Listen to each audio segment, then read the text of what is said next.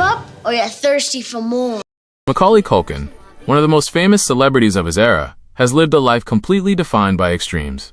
He experienced a level of childhood stardom that few people in human history could ever comprehend, only to walk away from everything at the height of his career. Today, we will look into his life, tracking the journey from a packed New York apartment to the peak of Hollywood, and the reality of what happened when the world wasn't watching. Macaulay was born in New York City in August 1980. He grew up as one of 7 children in a working-class Irish Catholic household crammed into a small apartment on the Upper West Side. His father, Kit Culkin, was a former stage actor who never achieved mainstream success. According to family accounts, Kit channeled his own unfulfilled professional ambitions directly into his children, pushing them towards show business at a very young age. Macaulay wasn't the only sibling pulled into the industry either. Several of his brothers and sisters, including Kieran, Rory, and Quinn, would go on to work as actors themselves, turning the Culkin household into something of a child acting pipeline. The young actor entered the industry when he was just 4 years old, appearing in a stage production at Manhattan Symphony Space before landing his first film role in the 1988 drama Rocket Gibraltar, playing one of 7 grandchildren of a character played by Burt Lancaster. That small part opened the door to something much bigger. His actual breakout came in 1989 when he was cast in the John Candy comedy Uncle Buck. He played a fast-talking, precocious kid, a performance that caught the eye of Hollywood executives. Among them was writer and producer John Hughes, who recognized the young actor's comedic timing almost instantly. Hughes specifically wrote a screenplay with him in mind and recommended him to director Chris Columbus. That script became the film Home Alone. While Macaulay rarely pinpointed a single fictional character as his absolute favorite to play, he frequently expressed that he genuinely preferred working on projects that offered a change of pace from his real life or allowed him to step away from the clean-cut comedy routine. For instance, he openly favored Home Alone 2 over the original primarily because of his massive pay raise and the creative freedom that came with it. He also embraced darker, more unconventional roles later in his career, such as his performance as nightclub figure Michael Alec in the indie drama Party Monster, to completely break away from his childhood image. However, navigating immense success at such a young age brought severe challenges on set. Because of his age, child labor laws strictly limited the number of hours he could legally work each day.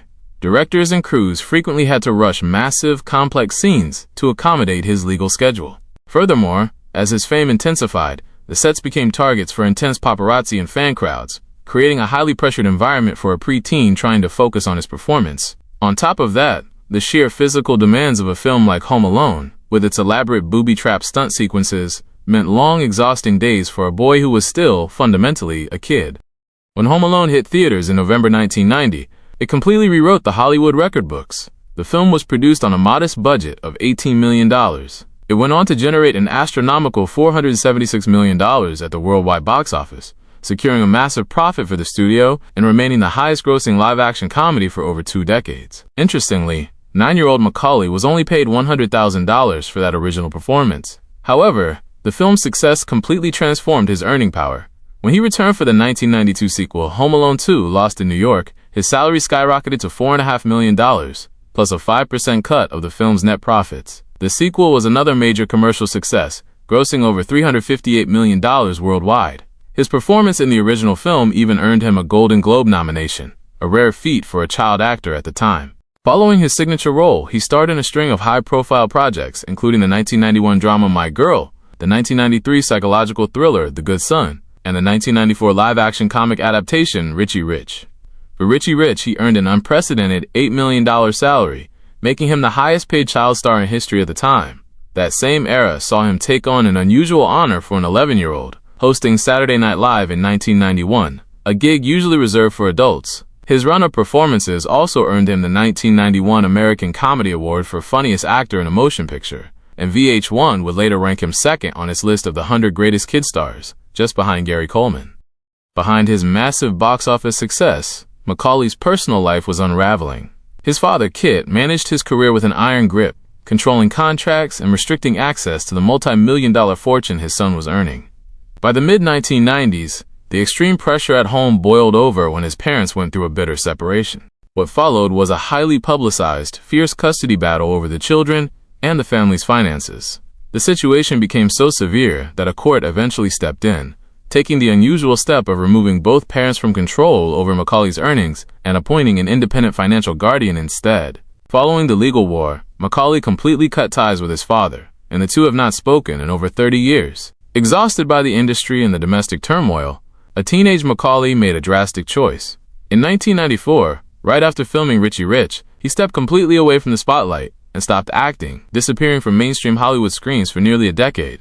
The years away from the spotlight were not without pain. In 2008, Macaulay's older sister, Dakota Culkin, was struck by a car and killed in Los Angeles, a loss that hit him and his siblings hard and that he has referenced in interviews for years afterward. Throughout his 20s, Macaulay lived a low-key life in New York, deliberately avoiding the Hollywood machine. He focused on personal interests rather than chasing fame. He fronted a satirical pizza-themed comedy rock band called the Pizza Underground from 2013 to 2018, and in 2017 he launched Bunny Ears, a satirical pop culture website and podcast that he still runs as publisher and CEO. He also picked up scattered acting work during this stretch that rarely made headlines, including a handful of episodes of the NBC Drama Kings in 2009, 8 episodes of the TV Land comedy The Jim Gaffigan Show, a guest spot on the Hulu comedy Dollface alongside his now partner Brenda Song, and an arc on HBO's The Righteous Gemstones. He also completely transformed his personal life. Around 2017, he began a relationship with actress Brenda Song.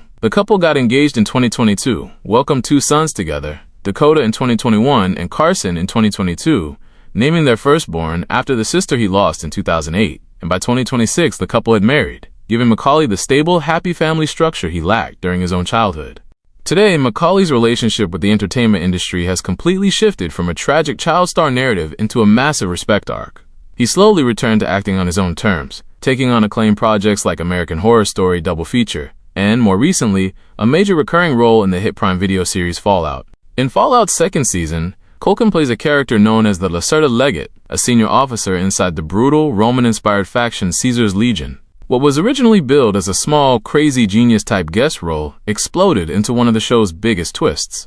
By the season finale, Culkin's character maneuvers his way into becoming the new Caesar himself, setting him up as a major villain heading into Season 3. Culkin has said he came into the role already deeply familiar with the Fallout lore from years of watching lore breakdown videos on YouTube, and that he explained the game's backstory to Brenda Song while they watched the first season together. The industry fully embraced his legacy when he was honored with the 2,765th star on the Hollywood Walk of Fame on December 1, 2023, accompanied by his family and his Home Alone co-star Catherine O'Hara, who told the crowd that it was Macaulay's performance as Kevin McAllister that made Home Alone the film family still watch together every year. Actress Natasha Lyonne, who worked with him on Party Monster and later projects, also spoke at the ceremony, praising him for staying true to himself. More recently, he made a rare, widely celebrated appearance at the 2026 Golden Globe Awards on January 11th to present the award for Best Screenplay Motion Picture. Walking out to a thunderous standing ovation, he joked to the crowd, "It's been 35 years since I've been to the Globes. Thanks for welcoming me back." He added, with his usual dry humor, that it was strange for people to see him outside the holiday season, joking that he does, in fact, exist all year round. Culkin has since described his approach to his career today as a kind of rolling semi-retirement, saying he retires, finds a project he likes, unretires to do it, and then immediately retires again, proving that the world no longer looks at him as a punchline, but as a Hollywood survivor who built a genuinely great life on his own terms.